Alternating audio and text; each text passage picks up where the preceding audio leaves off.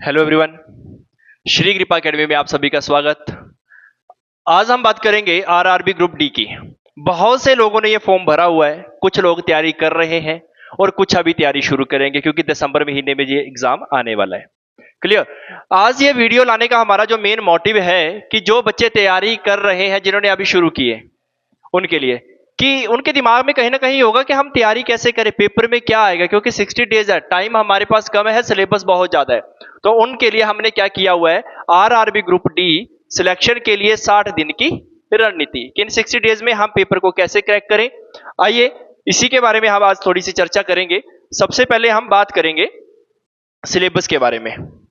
तो group D की selection की रणनीति के लिए जो स्टेप 1 का क्या रहेगा हमारा, एग्जाम और पैटर्न सिलेबस कि एग्जाम में जो है क्या क्या सिलेबस रहेगा, क्या क्या क्वेश्चन आएंगे। सबसे पहले हम मैथ की बात करेंगे तो मैथ के 25 क्वेश्चन रहेंगे, रीजनिंग के 30 क्वेश्चन, जनरल साइंस के 25 and general awareness and current affairs के 20 क्वेश्चन रहेंगे। इसका जो टाइम रहेगा वो रहेगा 90 मिनट, 1 आवर्स 30 मिनट। क्लियर। हमारे पास जो है 1.5 घंटा टोटल है, तो 1.5 घंटे में हमने जो है लगभग 100 क्वेश्चन यहां पे करने हैं। और पेपर में क्या क्या आएगा इसके बारे में भी हम गहन चर्चा करेंगे। अभी तक अगर पर हमारा चैनल सब्सक्राइब नहीं किया तो इसे सब्सक्राइब करें। इस पेपर में नेगेटिव मार्किंग भी रहेगी। सो हम बात करते हैं कि क्वेश्चन क्या क्या आने वाले हैं। क्वेश्चंस के बारे में बात करेंगे। सबसे पहले बात हम करेंगे मैथ की। तो मैथ में क्या रहेगा, प्रतिशत, percentage, profit and loss, simple interest and compound interest, समय दूरी, समय सारणी, एलसीएम, एचसीएफ, सरल समीकरण, सिंप्लीफिकेशन, ये रहेगा। अगर मैं बात करूं रीजनिंग की, तो रीजनिंग में क्या रहेगा, कोडिंग डिकोडिंग बहुत ज्यादा इंपॉर्टेंट है, plus serious, blood relation, calendar, direction, win diagram and puzzle. ये इसका सिलेबस रहेगा। यहां पे कहीं ना कहीं आपको जोर देना पड़ेगा। अगर मैं बात करूं, अगर आपके दोनों ही सब्जेक्ट स्ट्रांग हैं, जिसमें मैथ के 30 नंबर है, रीजनिंग के 25, अगर ये दोनों सब्जेक्ट स्ट्रांग है तो आपके 55 नंबर बनेंगे। अगर आपके 55 नंबर बन रहे हैं तो सिलेक्शन के लिए आपको कोई भी नहीं रोक सकता। ये अगर ये दो ही आपने जो सब्जेक्ट है बिल्कुल स्ट्रांग कर लिया है, मैथ की बात करूं या रीजनिंग की बात करूं, ये प्रॉफिट एंड लॉस जो मैं आपको बता रहा हूं, परसेंटेज बता रहा हूं, सिंपल इंटरेस्ट, कंपाउंड इंटरेस्ट की अगर मैं बात करूं, ये हर बार पेपर में आते हैं और पेपर ऑफ व्यू से देखा जाए तो ये सबसे ज्यादा इंपॉर्टेंट है। इसलिए इंपॉर्टेंट चीजें ही मैं बता रहा हूं जो कि 60 डेज में हम कंप्लीट कर सकें। क्लियर। तो फेस 1 में हम पहले 30 दिन जान रहे थे कि पहले 30 दिन में हमने क्या करना है। पहले 30 दिन में हमने ये सारा का सारा सिलेबस पढ़ना है। मैं अगर बात करूं जनरल साइंस की, तो जनरल साइंस में क्या करना है, 9th एंड 10th की एनसीईआरटी से फिजिक्स, केमिस्ट्री, बायो, जो 9th और 10th की हमारी एनसीईआरटी की बुकें रहेंगी, उसमें फिजिक्स, केमिस्ट्री, बायो को आपने कवर करना है।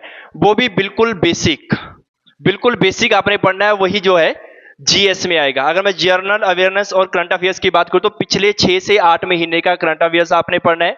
क्लियर। इसके लिए आपको थोड़ा सा टाइम देना पड़ेगा। और साथ में स्टैटिक जीके में क्या, रेलवे स्पोर्ट्स अवार्ड और पॉलिटी के आपने, जैसे मैं कॉन्स्टिट्यूशन की बात करूं तो इसके आर्टिकल वगैरह जो पढ़ने हैं बिल्कुल बेसिक। तो क्लियर, पॉलिटी का भी आपने बिल्कुल बेसिक ही पढ़ना है। अगर इन चीजों को आप क्लियर करते हैं तो आपकी सिलेक्शन हमेशा ही होगी। जो भी आने वाले टाइम में भी इस वीडियो को देखेगा उसकी सिलेक्शन भी पक्की है। क्लियर। आरआरबी के बाद बहुत सारे पेपर होने वाले हैं जिसमें math, reasoning, general science, strategy के जनरल अवेयरनेस जो है आती है। तो ये चीजें सबसे इंपॉर्टेंट है और इंपॉर्टेंट चीजों के बारे में भी मैं चर्चा कर रहा हूं। क्लियर। साथ ही साथ आगे तक अगर हमारा आपने चैनल सब्सक्राइब नहीं किया तो चैनल को जरूर सब्सक्राइब कर लें, प्लस बेल आइकन को दबाएं। अगर वीडियो अच्छी लग रही है तो वीडियो को जरूर शेयर करें ताकि वीडियो की सहायता से किसी और की भी मदद हो सके। ग्रुप डी के स्टेप 2 की हम बात करते हैं।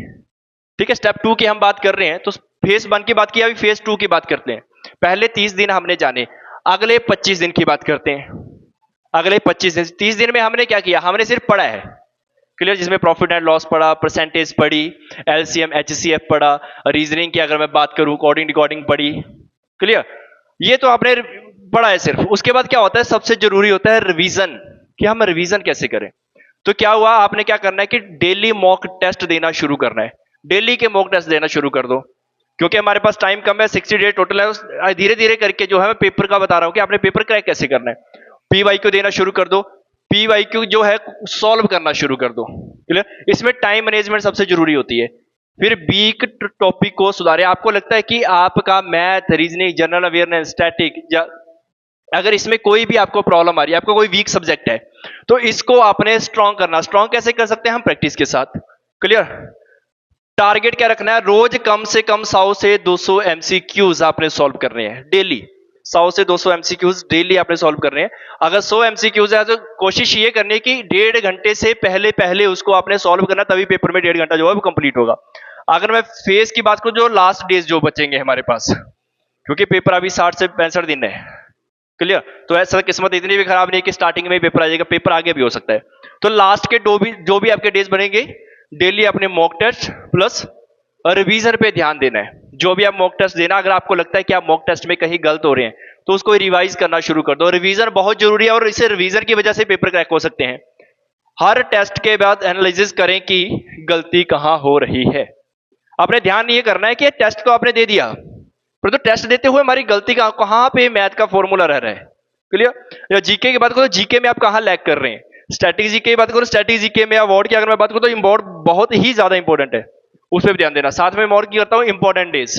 इंपॉर्टेंट डेज भी एग्जाम में पूछे जाते हैं। करंट अफेयर्स डेली, इसको तो डेली पढ़ना है। करंट अफेयर्स जो भी आपका मैगजीन आती है, मैगजीन से पढ़ें, नेट से देखें, कहीं से भी, बट डेली आप जो है करंट अफेयर्स को पढ़ना शुरू कर दो। उसी के साथ साथ शॉर्ट नोट्स बनाकर साइंस व जीके बार बार दोहराएं। साइंस की अगर मैं बात करूं, फिजिक्स, केमिस्ट्री, बायो, इसको बार बार पढ़ना। जीके बार बार पढ़ना, क्योंकि क्या होता है साइंस और जीके ना कुछ कंफ्यूजन वाले शब्द होते हैं, और वो कंफ्यूजन वाले शब्द इंसान को हमेशा कंफ्यूज करते हैं। क्लियर? तो मुझे लगता है कि ध्यान देना बहुत जरूरी है, और इसी तरीके से हम जो है पेपर को क्रैक कर सकते हैं। क्लियर? आगे आते हैं हम स्टेप 3 पे, टाइम मैनेजमेंट इन एग्जाम। मैंने आपको बताया कि 90 मिनट आपके पास है, टोटल 1.5 घंटा आपके पास है। हम एग्जाम के लिए उसको मैनेज कैसे कर सकते हैं? सबसे पहले रीजनिंग और जीके को हल करें, क्योंकि सबसे कम टाइम लगता है जीके और रीजनिंग में, बहुत जल्दी हो जाता है। तो सबसे पहले इसी को हमने सॉल्व करना जब हम पेपर करेंगे। उसके बाद क्या करना, फिर मैथ और साइंस पर जाएं, क्योंकि मैथ और साइंस क्या लेता है, थोड़ा सा ज्यादा टाइम लेती है। मैथ में फॉर्मूले लगते हैं, सॉल्व करना पड़ता है, टाइम लगता है। अगर मैं साइंस की बात करूं तो साइंस में कहीं न्यूमेरिकल हमें सॉल्व करना पड़ेगा, केमिकल रिएक्शन को कहीं ना कहीं मिलाना पड़ेगा, तो वहां पे हमें थोड़ा सा टाइम लग सकता है। ठीक है? टाइम बाउंड प्रैक्टिस करें, क्योंकि इसको सॉल्व करने के लिए टाइम जो है मैनेजमेंट बहुत जरूरी है। हमने ये देखना है कि 100 क्वेश्चन को हम 1.5 घंटे से पहले पहले सॉल्व करेंगे। मतलब ये लगा लो 90 मिनट आपके पास है, लगभग 80 मिनट में आपके 100 क्वेश्चन सॉल्व होने चाहिए, जिससे कि आप उसको देख सकें। क्लियर? 90 मिनट है, 90 मिनट में अपने 100 क्वेश्चन जो है वो सॉल्व करने हैं। क्लियर? अगर ऐसा ही आप करोगे तो मैं गारंटी के साथ आपको बोल सकता हूं कि आपका पेपर क्रैक हो जाएगा। क्लियर? आइए आगे बात करते हैं श्री कृपा एकेडमी धर्मशाला और रहन की। आपको मैं बता दूं कि श्री कृपा एकेडमी एक धर्मशाला में है, जिसकी सेकंड ब्रांच रहन तहसील फतेहपुर डिस्ट्रिक्ट कांगड़ा के अंदर खुल चुकी है, जहां पर डिफेंस और बैंकिंग के कोर्सेज चलाए जाएंगे। और जो हमारी धर्मशाला वाली एकेडमी है वहां पे यूपीएससी, एचपीएस और अलाइड के कोर्सेज चलाए जाते हैं। उसी के साथ साथ टीजीटी, जेवीटी, इसके भी कोर्सेज चलाए जाते हैं, और हिमाचल और सेंटर के जितने भी गवर्नमेंट एग्जाम होते हैं उन सभी की तैयारी करवाई जाती है। अगर आपको हमारी वीडियो अच्छी लगी है तो वीडियो को साथ साथ शेयर कर दे, ताकि ग्रुप आरआरबी ग्रुप डी के लिए जो भी बच्चों ने फॉर्म भरा हुआ है वो बच्चे इस पेपर में सिलेक्ट हो जाए। क्योंकि लगभग 1.5 करोड़ बंदे ने, लगभग 1.5 करोड़ पर्सन ऐसे हैं जिन्होंने ये एग्जाम फिल किया हुआ है, टोटल 32,000 पोस्टों के लिए। अगर ये तरीका आप अपनाएंगे, ये रणनीति आप अपनाएंगे, तो आपका पेपर क्रैक होगा। जय गुरुदेव।